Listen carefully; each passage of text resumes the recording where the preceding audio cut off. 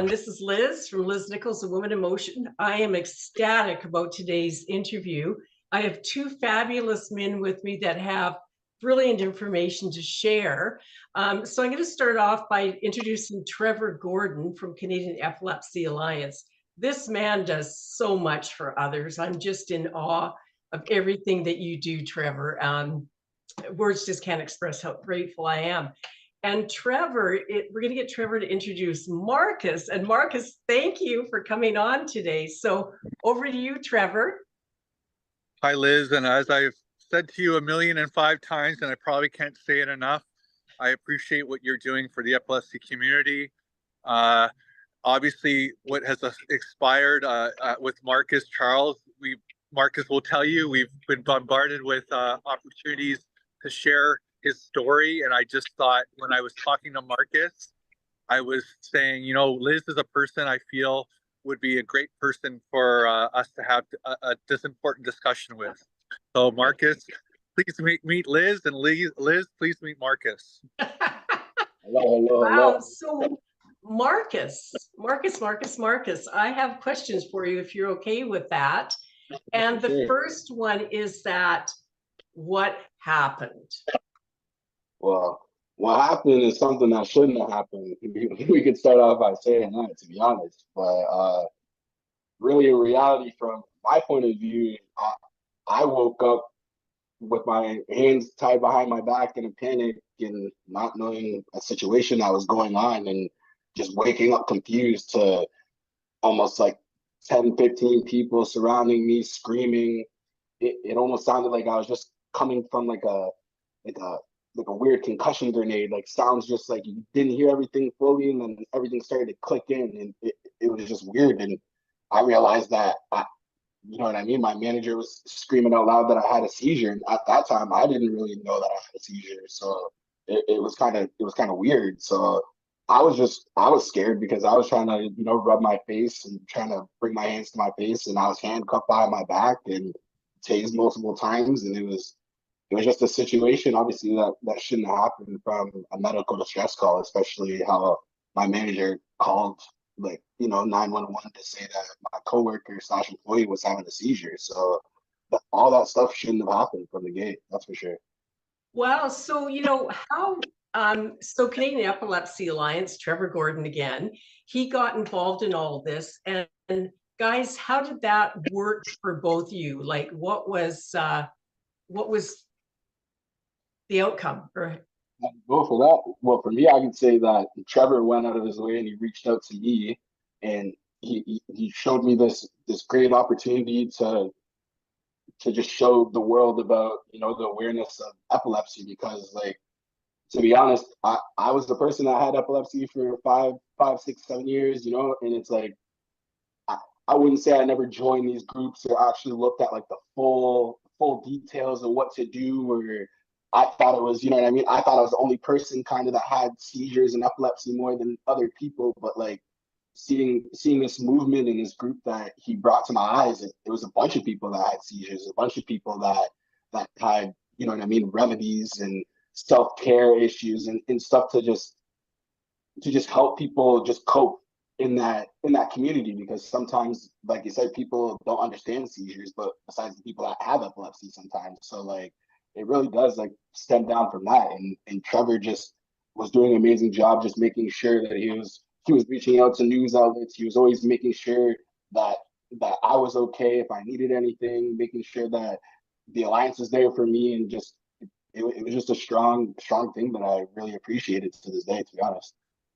Yeah, Trevor's amazing. I know we're embarrassing Trevor right now, so I can see it in his face. But yeah, Trevor, you did so much. And Marcus, how does it feel to have had the charges dropped? Amazing feeling, honestly. The biggest amazing feeling, just because, like I said in a couple of interviews before, like I was labeled something I wasn't, and that was like like a criminal, like something that, you know what I mean, something that I wasn't at the time. And it just stemmed from, I guess, bad training and, you know what I mean, lack of training. I wouldn't say bad training, but just lack of training and lack of knowledge and they could have just went about the situation a lot better. I would say that. So I'm curious. Actually, I've got a list of questions over here, but what was Trevor or Canadian Epilepsy Alliance reaction to the charges being dropped? It's a good question. And actually, if I just to rewind a couple of steps, I mean, the Canadian Epilepsy Alliance, we heard about this through the media. So if it wasn't for the media covering this, I don't think I would have had the pleasure of getting to connect with Marcus. So I'm glad the story has gotten told from the media standpoint. But once we heard about the story through the media, I mean, we reached out to Marcus, and to Marcus, he was getting probably bombarded by millions of probably lawyers that were wanting to help him and different people. So we wanted to make sure that we were there for as little or as much as he needed us at that point. So then we kind of created a communication, and then Marcus was kind enough to connect us to his lawyer, and then the lawyer. We wanted to make sure that we kept his lawyer into the loop of what we were doing with creating a petition to make sure that the police training becomes mandatory, to make sure that his lawyer and the people out there know that there is police training that's in their portal that exists. So, and I think that's partly of what his lawyer had mentioned. Fast forward to him getting this charges dropped. I think part of it, not necessarily the only reason, but the main reason why the charges were dropped is that he shouldn't have been charged in the first place. But also the fact that the police training was there in the first place, they should have known better and corrected and treated him in a way that should not have been him getting tased, right? So the short answer to your question, Liz, is that we were obviously ecstatic when we heard that the charges were dropped. But the bigger thing is, why was he charged in the first place? Yeah, you know what, Marcus, I'm thrilled the charges were dropped, obviously. And what are your next steps? Like, how are you going to move forward with this? With the situation or with life, would you say? Yeah, in life, like that's a pretty traumatic thing you went through. And now the charge has been dropped. So what's the next steps for you in life? Honestly, like the first step is still like I'm still going through it. As like I said, I still have bruises, I still have like damages, and my shoulder's still really messed up to this day.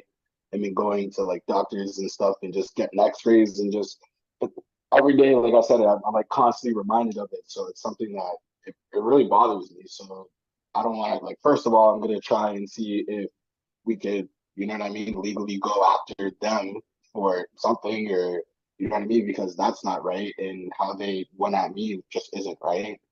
And to be honest, like I said, I think I want to, you know, start groups or just be like a leader in the type of groups, and just set an example, and just, you know what I mean, like I'm glad to be the face right now and to make sure that this doesn't happen. So like if I could save 100 more people's lives, 1,000 people's lives, everybody's lives, I'll definitely try and do that for sure. Because that situation, like I said, if it happened in America, I definitely would have been dead for sure. And that's like, I don't want to bring my skin color up, but like I said, like I'm a African American. I'm 6'4". You know what I mean? I'm a tall person. Like my stature could look scary. So like, you know what I mean? When I'm incoherent, when I was having a seizure, like it can look scary. So like, I guess like joining groups and making sure, you know what I mean, my story gets told across, so this situation, you know what I mean, doesn't happen across the world, and just mental health issues, a bunch of stuff, because like it's taken a mental toll on me for sure, because like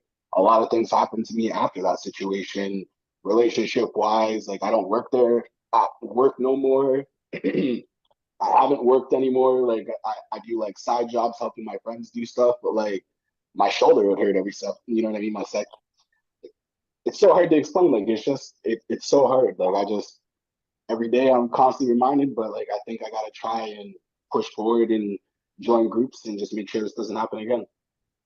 And Wow. Liz, if I could say something too about Marcus, because Marcus is a humble guy.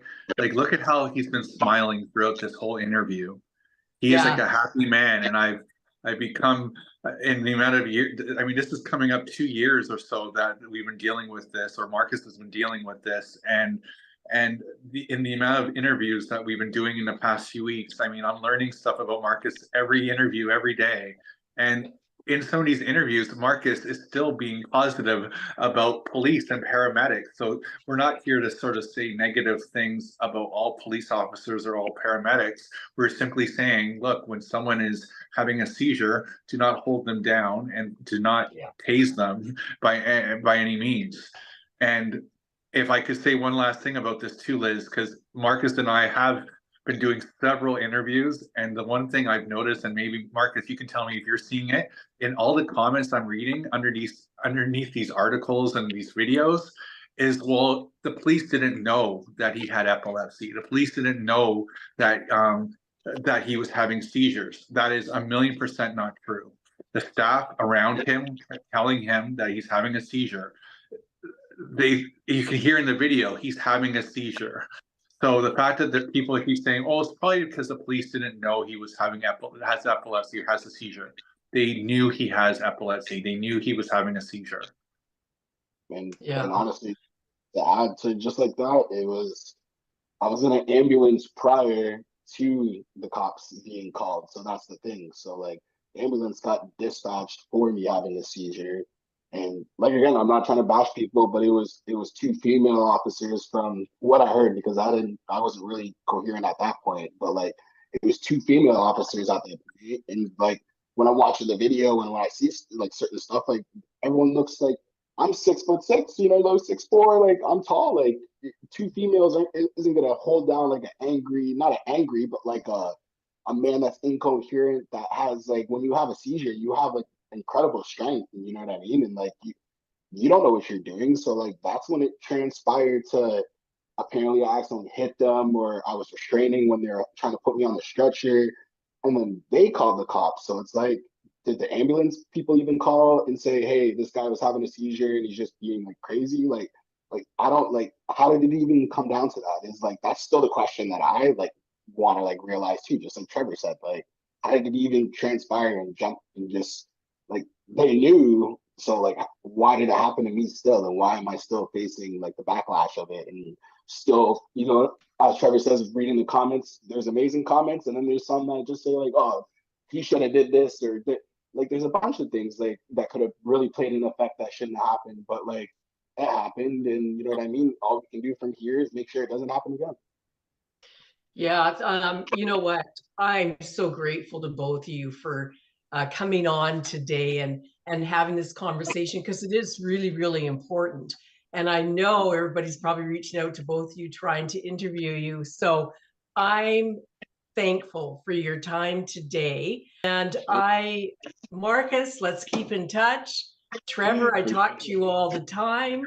And maybe we can do another one down the road. I know you're super busy right now, but down the road, let's just do a check-in to see where you are, what you're doing, what's happening. And again, guys, I am so grateful to both of you, and let's talk soon. Thank you honestly for everything that you do for yourself too, and Women in Motion, everything. You're a great person, and honestly, I appreciate you just taking the time out to, you know what I mean, talk to me. And honestly, just seeing your smile on my face makes me smile 10 times more. So thank you very much for having me. And yeah, you can reach out, and obviously sometimes I might be delayed because you know what I mean, some things are happening and stuff, but I'll always respectfully reach back to you and let you know what's happening. Okay. Awesome. Have a great day. And again, thank you, and we'll talk soon.